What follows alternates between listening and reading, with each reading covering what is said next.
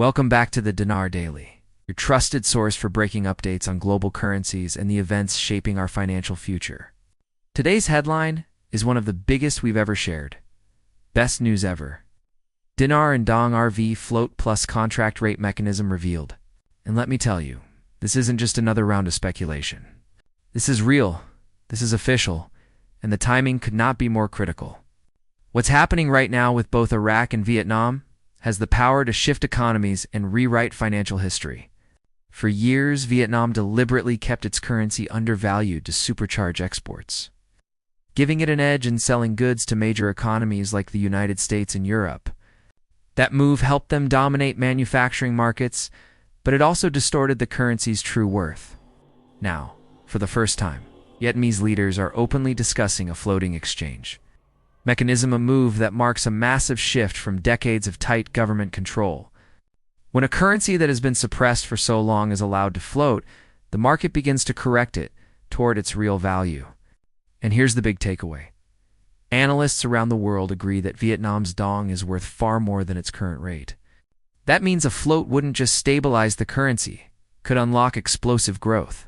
Imagine holding on to the Dong and watching its value climb day after day instead of waiting decades for a one-time adjustment. This kind of shift is what happened in Kuwait after its war-driven devaluation years ago, when the currency bounced back much stronger than anyone expected. The difference this time is that Vietnam is signaling its intentions out in the open. Meanwhile, Iraq is delivering its own groundbreaking news. For years, the story was always the same. The value of the dinar could only rise if oil revenues rose. But today, what's being revealed is far more powerful. A contract rate mechanism has already been negotiated, and it isn't tied directly to oil barrels going up or down.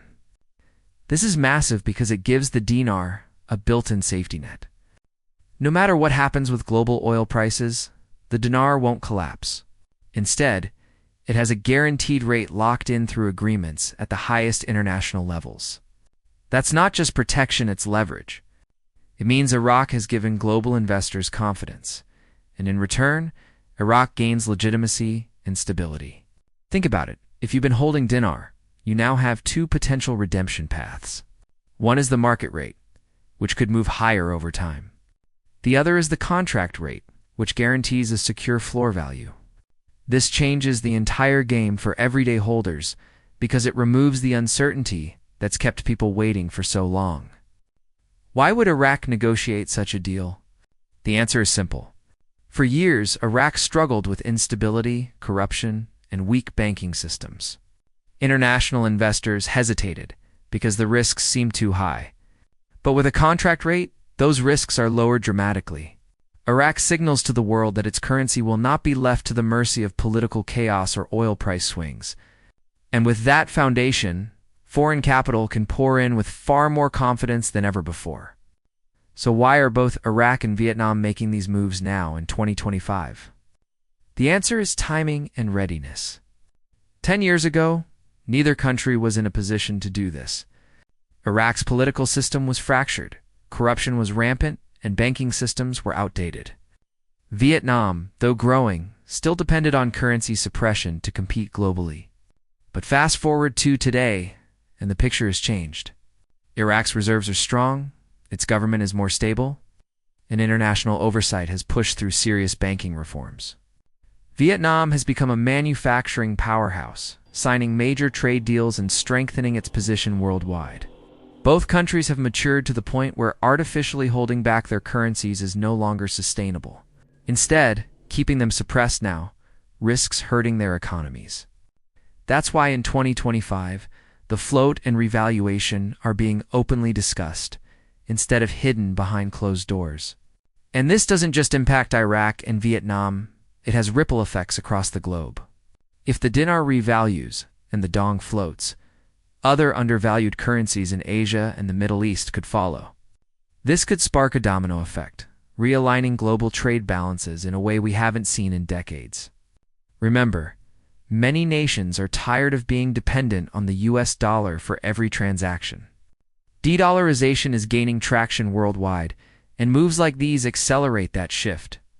If Iraq and Vietnam take the lead, It won't be long before others follow their example. Skeptics will ask, why should we believe this now, after years of false starts and rumors? It's a fair question, but the difference is transparency. Vietnamese officials are openly discussing the float mechanism. Iraqi leaders are publicly referencing currency baskets and contract rates. These are not anonymous leaks or message board chatter. These are public acknowledgments, documented on the record. That alone tells us the silent phase is over. We're no longer in speculation territory. We're in implementation mode.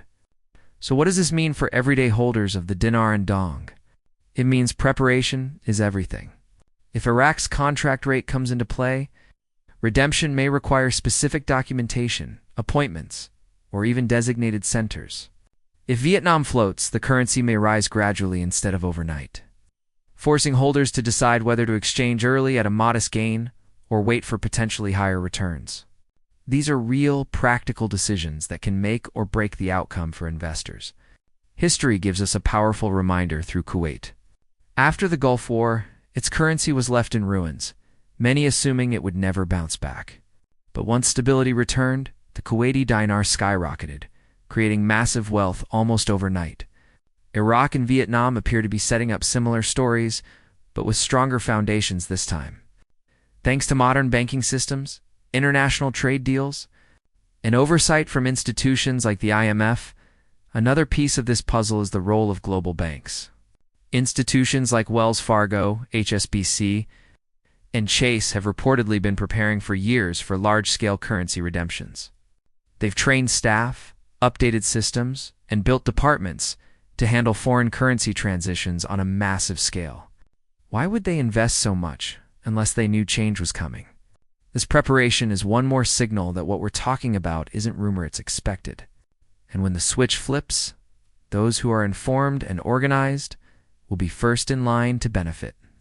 Having your identification, documentation, and plan ready means you can move smoothly through redemption centers and avoid delays. Those who ignore preparation could find themselves caught in confusion, missing opportunities others are ready to seize. As the saying goes, preparation is power. The contract rate itself deserves a closer look. It isn't just about economics, it's about political leverage. By tying Iraq's future to a guaranteed value, global partners gave the country legitimacy and stability, while Iraq reassured investors that their money was safe. This transforms the dinar from a speculative gamble into a structured investment backed by agreements at the highest levels. That's the kind of confidence-building measure skeptics said would never happen. And yet here it is. Vietnam's strategy may be different, but it's just as smart. A floating mechanism tied to currency baskets means steady, market-driven growth. Instead of shocking the system with one massive overnight jump, the Dong could rise gradually, giving the economy time to adjust and investors multiple opportunities to take profits along the way. Some may exchange early, while others may wait for higher returns. It's a patient person's game, but one with strong upside potential. Taken together, Iraq and Vietnam show us two different models of currency revaluation, one based on contracts and guarantees, the other on market-driven floating. Both approaches lead to stronger currencies, balanced trade, and greater sovereignty for their nations. And when these mechanisms launch around the same time, the impact won't just be regional, it will be global. This is why the story matters far beyond two countries. Suppressed currencies around the world may finally begin moving toward their true values. For nations that have long felt trapped under dollar dominance, this offers a chance at sovereignty and balance. It's not just finance, it's geopolitics in motion, reshaping the world economy before our eyes. Of course, we must acknowledge the skeptics who point out that RV rumors have circulated for years without results. They're right to be cautious. But what separates 2025 from the past is undeniable openness. Governments, central banks, and international institutions are all speaking on record about mechanisms, currency, baskets, and timelines. This is no longer speculation. It's the beginning of implementation. So for everyday holders, the question is no longer if, it's how will you respond? Will you exchange quickly or wait? Will you pursue the contract rate option or ride out the float? These are choices that require clear thinking, patience, and strategy. Emotional decisions could cost you, but informed planning could set you up for life-changing outcomes. And don't forget the bigger picture. Iraq and Vietnam aren't alone in this. The world is already shifting.